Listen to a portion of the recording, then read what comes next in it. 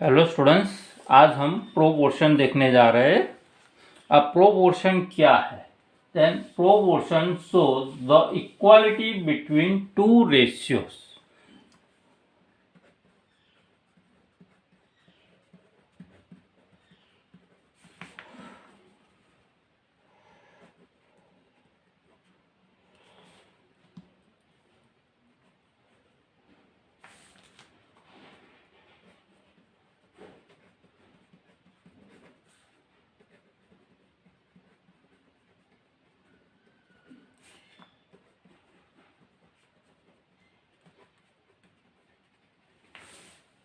Proportion shows the equality between two ratios.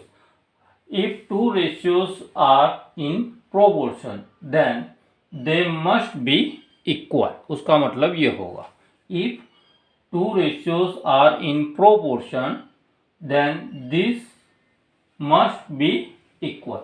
अब ये sentence समझाने के लिए मैं यहाँ पे आपको एक एग्जांपल लिख रहा हूँ कि if the cost of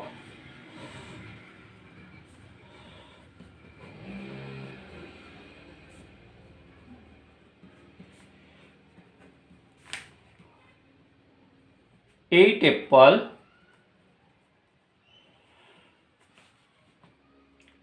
is rupees 64, then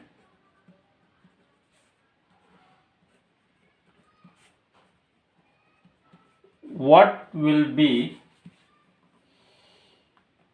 the cost of 25 apples? अब यहाँ पे हम देखें तो 8 एप्पल का जो कॉस्ट है वो है 64 रुपीस। 8 एप्पल का जो कॉस्ट है वो 64 रुपीस है। तो मैं यहाँ पे लिखता हूँ कॉस्ट ऑफ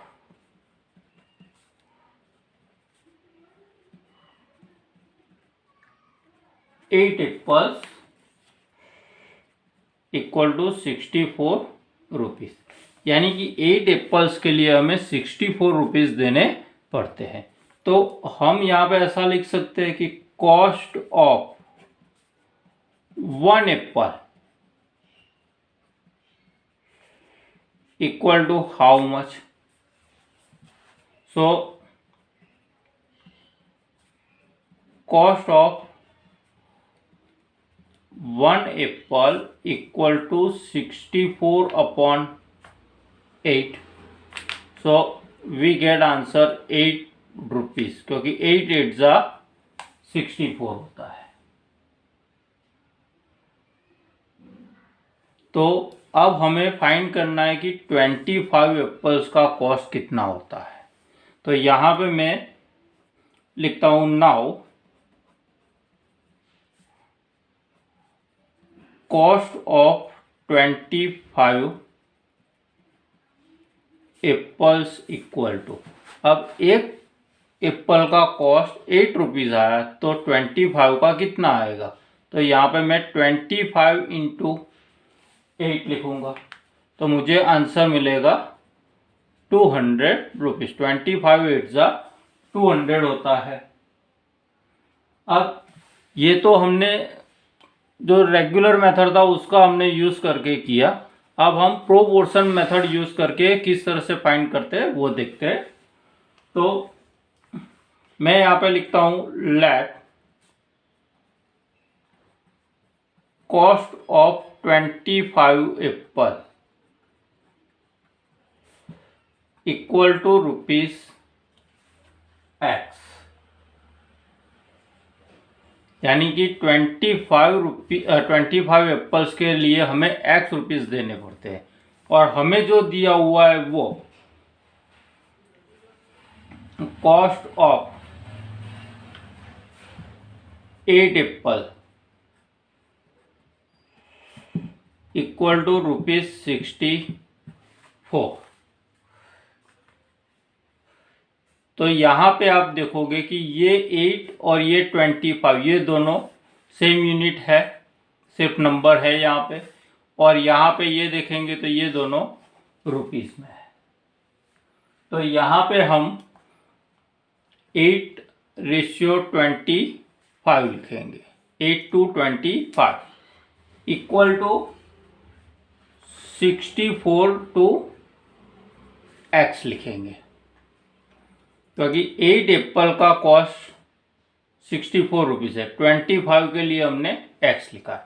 तो मैं यहाँ पे 8/25 8/25 इक्वल टू 64/x लिख सकता हूँ।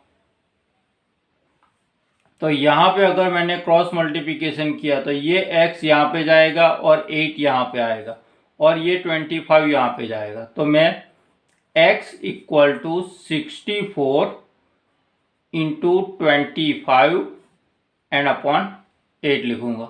नाउ 8 8 जा 64 होता है।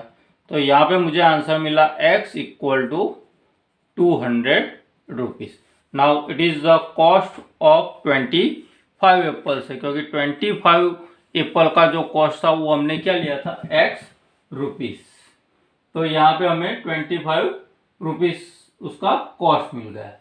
अब यहाँ पे आप देख सकते हो कि 8 एप्पल्स के लिए हमें 64 रुपीज़ देने पड़ते और 25 के लिए 200 रुपीज़ देने पड़ते। तो ये जो रेशियो हुआ वो सेम हो गया। तो ये दोनों जो है वो प्रोपोर्शन में हम ऐसा बोल सकते हैं। तो यहाँ पे हम ऐसा बोल सकते हैं कि if 4 quantities are in proportion, then the product of the first and fourth number and product of the second and third numbers are equal। तो यहाँ पे आप देखोगे तो ये 1,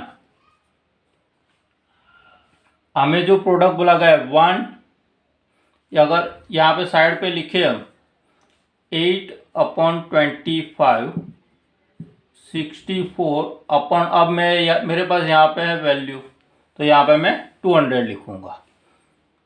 तो 1 and 3 ये द प्रोडक्ट ऑफ 1 and 4 ये दोनों, एंड 2 and 3 यानी यहाँ से स्टार्ट करें तो 1 2 3 एंड ये आया 4। तो ये दोनों का जो प्रोडक्ट है वो सेम आना चाहिए। तो 200 को 8 से मल्टीप्लाई करें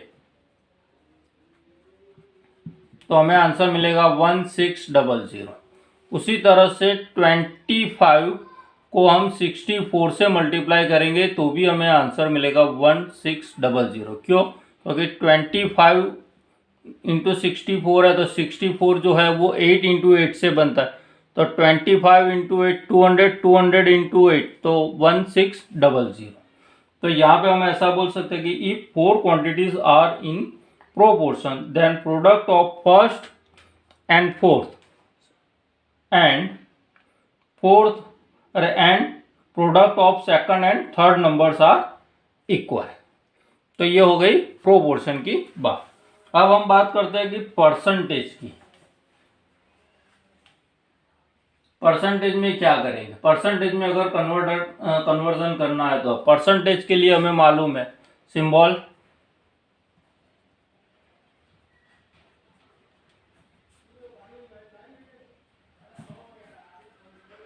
ये सिंबल होता है परसेंटेज में। तो परसेंटेज में अगर हमें कोई भी नंबर्स को कन्वर्ट करना है तो हम क्या करेंगे? The percentage is another way of comparison.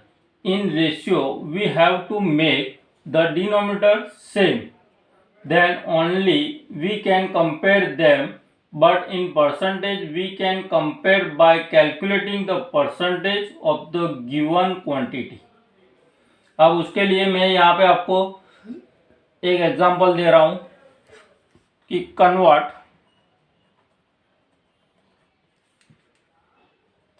3/4 to %।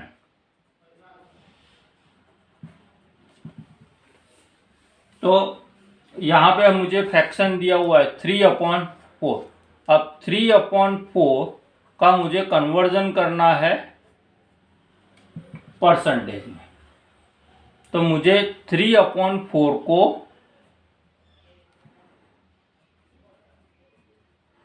100 से मल्टीप्लाई कर देना है।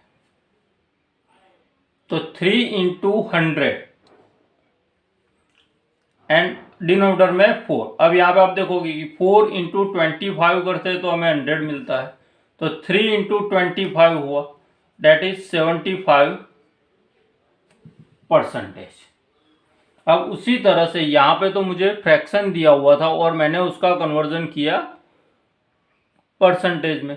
अब यही प्रोसेस मैं यहाँ पे ऐसा लिखता हूँ कि कन्वर्ट 75% टू फ्रैक्शन।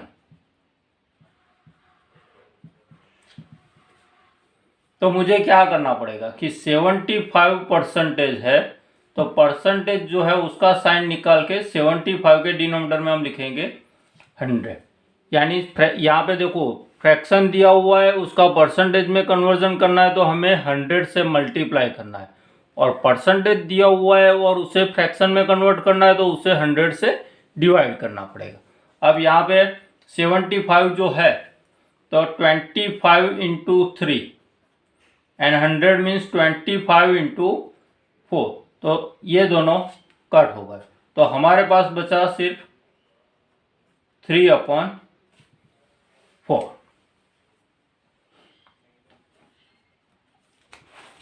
तो ऐसे कुछ एग्जांपल्स है जो हम देखते हैं जिसमें प्रोपोर्शन एंड कन्वर्सेशन भी दिया हुआ है। तो यहाँ पे 5/7 एक एग्जांपल है प्रोपोर्शन के लिए। 5/7 इक्वल टू 40 ये एक बॉक्स दिया हुआ है। अब यहाँ पे ये भी रेशियो है और ये भी रेशियो है। अब ये दोनों के बीच में साइन है इक्वालिटी की, तो इसका मतलब ये हुआ कि ये 1 नंबर, ये 2 नंबर, 3 नंबर एंड ये 4 नंबर, तो इनका आंसर हमें सेम मिलना चाहिए। तो यहाँ पे जो बॉक्स दिया हुआ है वहाँ पे मैं लिखता हूँ x। तो यहाँ पे मेरे पास मल्टीप्लिकेशन हो जाएगा 5 इंटू एक्स का, and the product of 7 and 40, तो यहाँ पे 7 इंटू मैं 40 लिखूँगा। तो यहाँ पे अब आप देख सकते हो कि x इक्वल टू, मैंने दोनों साइड पे अगर मैं 5 से डिवाइड करता हूँ तो 5 into x upon 5 and 7 into 40 upon 5। यहाँ पे ये 5 कट होगा, तो मुझे यहाँ पे x इक्वल टू मिलेगा। अब यहाँ पे आप देखोगे 5 8 जा 40 एंड 7 8 जा 56, तो ये हो गया x का आंसर 56। तो यहाँ पे मुझे आंसर में लिखना है 56। अब मेरा आंसर सही है या गलत वो भी मुझे चेक करना है। तो यहाँ पे 5/7, इसमें तो कोई स्मॉलेस्ट फॉर्म और हो नहीं सकता है, तो यहाँ पे मेरे पास राइट हैंड साइड पे जो है 40/56, क्योंकि x का वैल्यू हमने 56 फाइंड किया। तो यहाँ पे आप देख सकते हो कि 8 इंटू 5 एंड 8 इंटू 7 56 होगा। Now 8 8 cut, so we get 5/7। तो यहाँ पे आप देख सकते हो कि 5/7 इक्वल टू 40 जो बॉक्स दिया हुआ था उसका आंसर हमने 56 लिया था, तो ये जो हमारा आंसर आया वो करेक्ट है। अब वैसा ही एक दूसरा एग्जांपल लेते हैं। एक बॉक्स, उसके डिनोमिनेटर में दिया हुआ है 5, यहाँ पे 28/20 दिया हुआ है। तो यहाँ पे आप देखो, तो यहाँ पे मैं x लिखूंगा तो सिर्फ ये 5 यहाँ पे मल्टीप्लाई हो जाएगा, तो मुझे यहाँ पे x इक्वल टू 28 इंटू 5/20 मिलेगा। तो 5 4 जा एंड 4 7 जा, तो मुझे यहाँ पे x का जो आंसर मिला वो है 7। अब चेक कर लेते हैं, यहाँ पे आया 7/5। अब यहाँ पे 28/20 है, तो 28 जो है वो 7 इंटू 4 से बनता है और ये 5 इंटू 4 से बनता है, 4 4 कट, सो वी गेट 7/5। ये दोनों सेम आ गए। तो ये जो चारों क्वांटिटीज है वो प्रोपोर्शन में ऐसा हम बोल सकते हैं।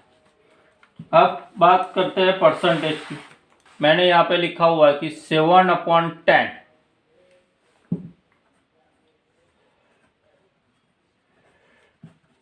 Convert to